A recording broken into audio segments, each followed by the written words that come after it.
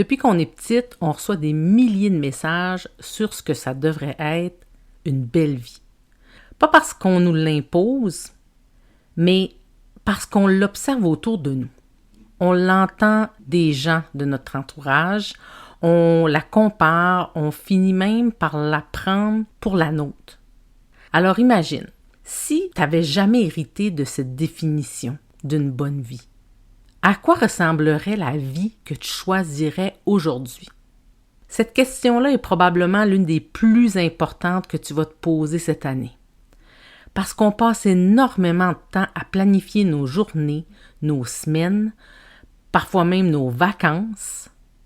Mais combien de temps on prend pour réfléchir à la direction qu'on veut donner à notre vie? Aujourd'hui, j'aimerais qu'on fasse cet exercice-là ensemble.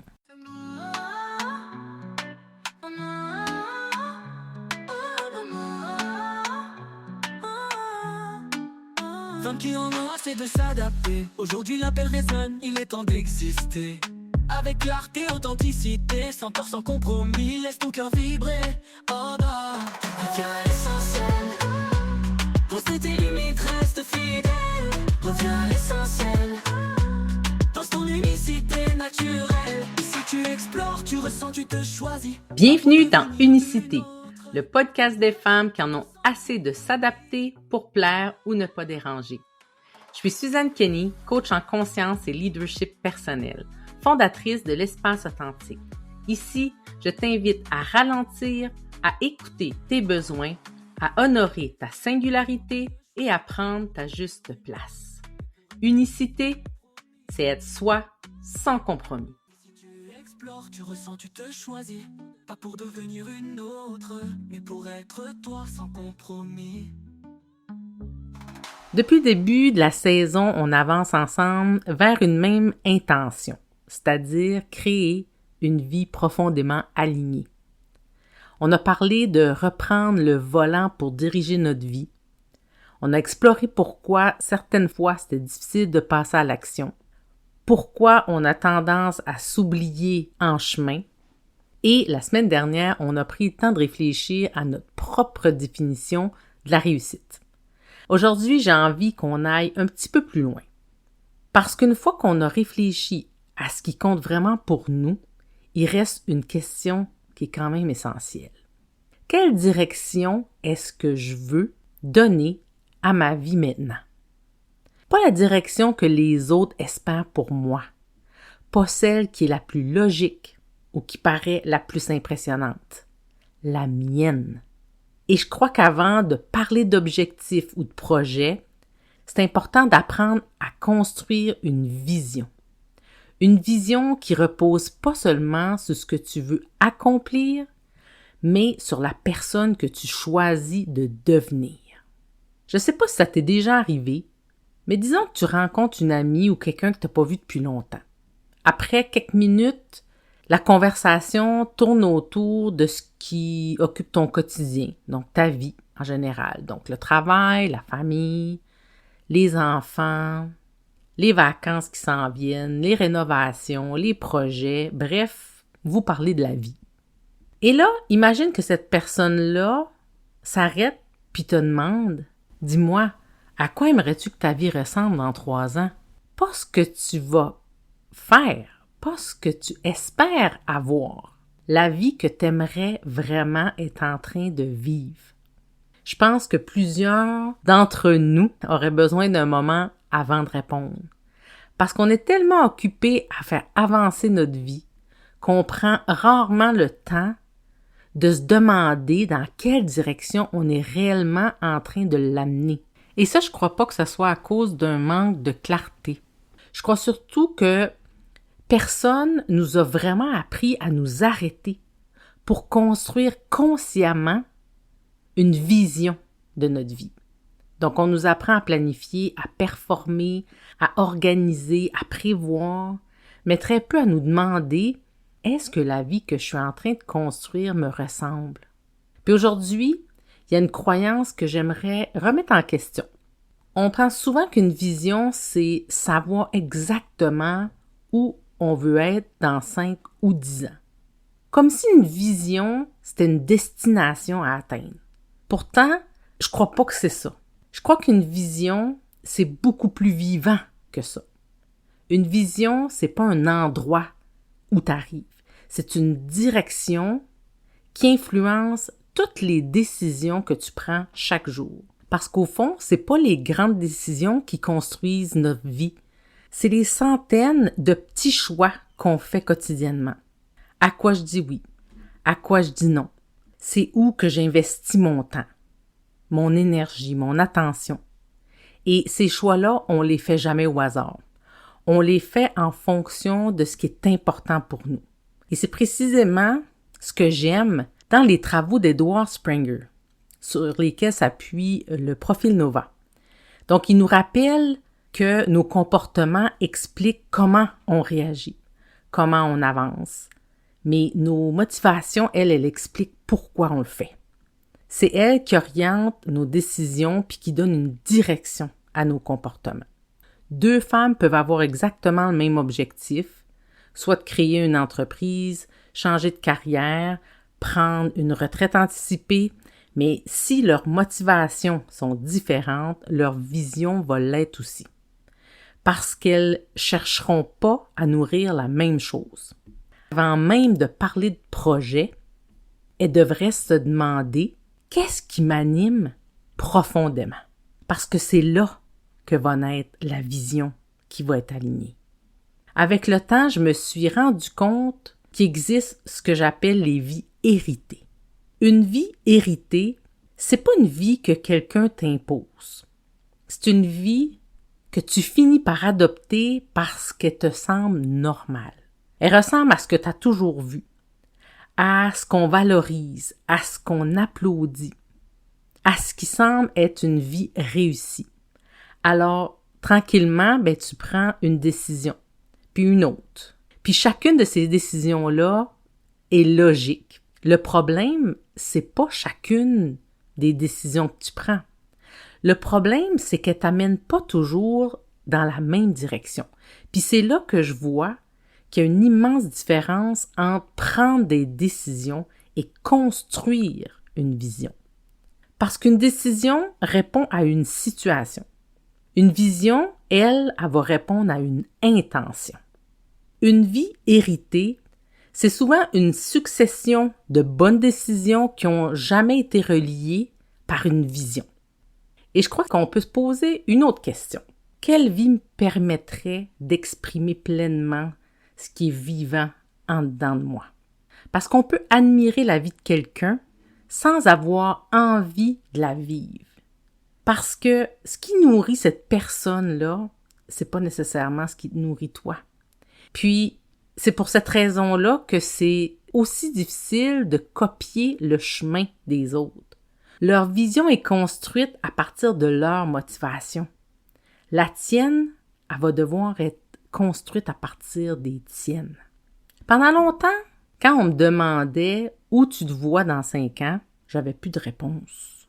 Et pourtant, j'avais toujours été une femme organisée, une femme qui planifie, qui aime avoir une direction. Mais cette question-là me laissait complètement bouche bée. La seule chose que je savais, c'est que je voulais plus être exactement là où j'étais. Puis pendant longtemps, j'ai cru que ça venait d'un manque de clarté. Puis aujourd'hui, je crois que c'était autre chose. Je crois que j'étais arrivée au bout d'une vision que j'avais construite pendant des années. Une vision qui avait du sens à ce moment-là, qui m'avait permis de grandir, d'apprendre, de contribuer d'une certaine façon, mais qui correspondait plus à la femme que j'étais devenue. Tu sais ce qui était plus difficile à ce moment-là? C'était pas de quitter, c'était d'accepter qu'avant de choisir une nouvelle direction, je devais accepter de plus avoir toutes les réponses. Parce qu'on construit pas une vision en une journée.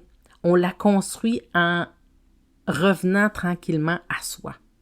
En comprenant ce qui nous anime, ce qui nous nourrit, ce qui nous fait sentir vivantes. Et c'est à ce moment-là que j'ai pu commencer à bâtir une vision qui m'appartenait vraiment. Pas parce qu'elle est plus impressionnante, mais parce qu'elle est beaucoup plus alignée avec ce que je veux, puis avec la personne que je deviens. Si je t'accompagnais aujourd'hui, avant de te parler de destination, j'aurais envie de comprendre ce qui donnera une direction à cette destination-là. Et c'est là que commence la vision qui est alignée. Pas avec un plan, pas avec un objectif, mais avec 4 choix qui donnent une direction à ta vie.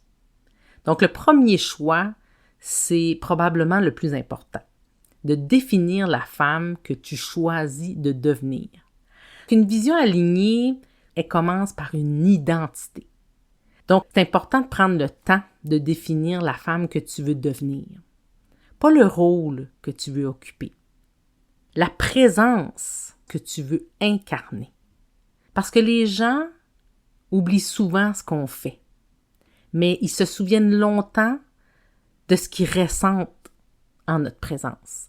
Le deuxième choix, c'est choisir ce que tu veux nourrir dans ton quotidien.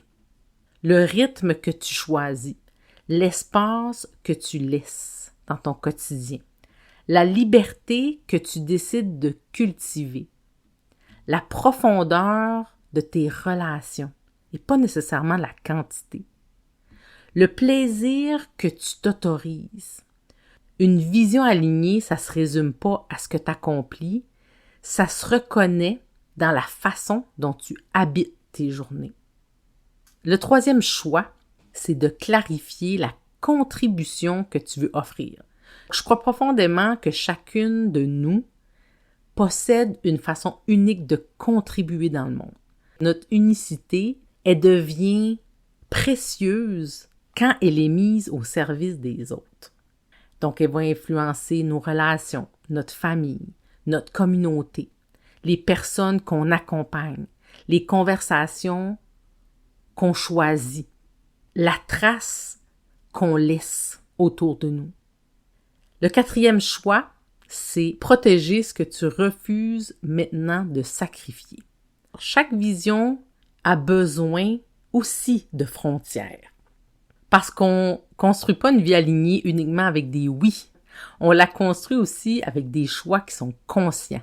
C'est important de choisir, de protéger son énergie, son temps, ses valeurs, son rythme, sa santé, sa paix intérieure aussi. Puis, c'est pas des limites qui nous enferment. C'est des limites qui vont protéger ce qu'on est en train de bâtir, ce qu'on est en train de construire. Quand j'accompagne une femme, je commence par développer ce que j'appelle la conscience essentielle.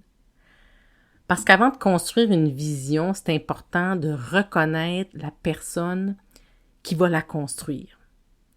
Donc, tout commence par la conscience identitaire, c'est-à-dire reconnaître ce qui nous anime profondément, nos motivations, nos valeurs, notre vie, notre façon unique de contribuer, puis ensuite vient la conscience relationnelle. Prendre conscience de la façon dont on entre en relation avec les autres, les rôles qu'on porte parfois depuis des années, puis ceux qui reflètent réellement la personne qu'on est devenue. Puis finalement, la conscience collective. C'est important de comprendre que notre unicité, elle prend tout son sens quand elle devient une contribution. Parce qu'une vie alignée ne se construit pas uniquement à partir de nous, à partir de soi. Elle se construit aussi à partir de l'empreinte qu'on choisit de laisser autour de nous. Alors au fond, une vision alignée, elle prend pas naissance à partir d'un agenda. Elle prend vie à partir d'un niveau de conscience qui est plus grand. Et c'est précisément ce chemin-là que je propose aux femmes qui choisissent des accompagnements avec moi. Donc, l'accompagnement Essence est disponible sur mon site web. Je te mets le lien dans la description si jamais tu as envie qu'on fasse ce bout de chemin ensemble. Alors aujourd'hui, je t'invite pas à imaginer ton avenir. Je t'invite à commencer à le construire. Un choix à la fois, une décision à la fois, une action à la fois. toujours guidé par ce qui est profondément vivant à l'intérieur de toi. Parce qu'une vie alignée, ça se découvre pas. Ça se construit consciemment. Cette semaine, je t'invite à t'offrir un vrai moment de réflexion. À prendre une feuille blanche, puis à écrire en haut de la page « Ma vision dans 3 ans ». Et là, laisse émerger ce que tu souhaites bâtir à partir des choix qu'on a parlé aujourd'hui. Donc, commence par définir la femme que tu choisis de devenir. Choisis ce que tu veux nourrir dans ton quotidien. Clarifie la contribution que tu veux offrir dans le monde et identifie ce que tu choisis de protéger pour rester profondément aligné. Ensuite, laisse ta vision prendre forme.